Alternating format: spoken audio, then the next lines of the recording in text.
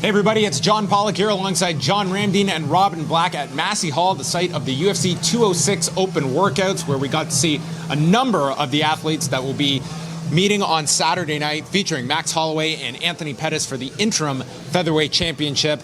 Robin, I know you were paying very close attention with pen and paper in hand for these open workouts. Were there any conclusions you took just from watching these open workouts, which some fighters just use it to kind of just do a warm-up routine? Yep. Some go much more in-depth with their routines. I think the three fighters I was kind of the most interested in was, of course, Pettis and Holloway, who looked amazing. They are in amazing shape, really fluid, really comfortable, really focused. That main event looks stellar. But I was really interested in Matt Brown.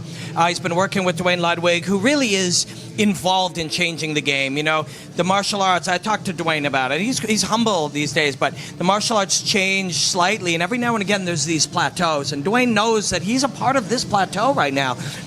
Innovating and changing certain beliefs that people have about how fighting is done.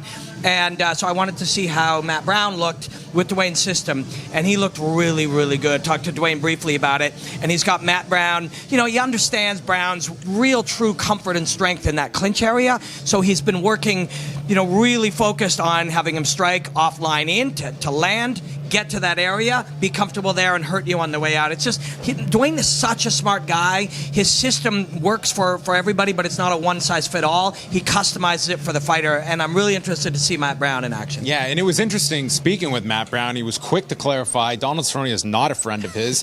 Doesn't appear to be a big fan of Donald Cerrone's, believes he's a bully, and it does have some kind of issues with Donald Cerrone. This is also a fight that, John, when you look at it, you want to have a structured game plan if you're Duane Ludwig for your fighter, but this is one of those fights that I think we could see within seconds that the game plan goes out the window, because this is one of those firefight scenarios that I think fans have a huge expectation level for. Yeah, I learned it from the former welterweight champion, Robbie Lawler. He said, we all know as professional athletes, we know what to do when the cage door closes. It's our job to execute, but sometimes you get into the fire and you just throw your strategy and your game plan out the window, and I think that's what we're going to see in this fight with Matt Brown. Both guys know how dangerous the other guy is, and these fights could be life-altering fights, and I think that's probably what we're going to see. Both guys are going to try to come in to employ a specific strategy, whether it's the strategy that Duane Ludwig put forth or Brandon Gibson and the guys at Jackson Winklejohn, but at the end of the day, these guys are going to come out and scrap. It's true, but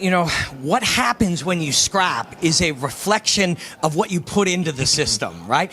And so Matt Brown was talking about how he had really been committed for a long time to the true regimented structures of traditional Muay Thai, and how that has changed now, so he's a little freer, that when it gets chaotic, you'll see a different chaos, but we're still going to see chaos. It was also interesting with Donald Cerrone, because you have to imagine that coming off of the announcement of the MMA Athletes Association last week, himself and Tim Kennedy are going to be asked a lot of questions about this, and Cerrone kind of indicated that, first of all, he wasn't aware he was going to be on any kind of a board with these other fighters.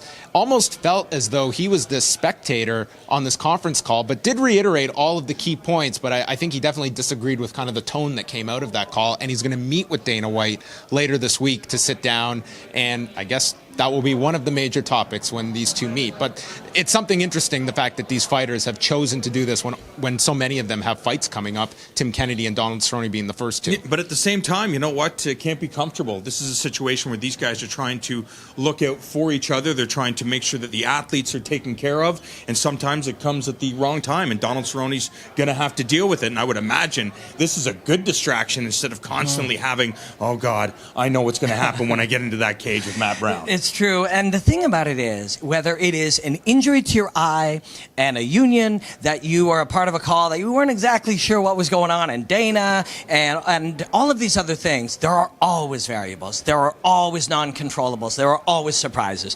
This collection of surprises may be different than most, but there's always some. And so a guy like Donald Cerrone has gotten really, really good at controlling what he can control and ignoring the rest of it and just riding the wave. And he's never looked better than he does at 170 pounds, not cutting all that weight, not dehydrating, not stressing, showing up. And like we talked about earlier, showing up and realizing this is what I like to do. I'm fighting Matt Brown because that's fun. As crazy as that sounds to everybody else, he's fighting Matt Brown because that's an adventure. We are going to be having wall-to-wall coverage leading into Saturday night, so keep it locked at FightNetwork.com. And, of course, our preview show Saturday night, 7 Eastern, for Robin Black, John Ramdeen. I'm John Pollock, signing off from Massey Hall in Toronto.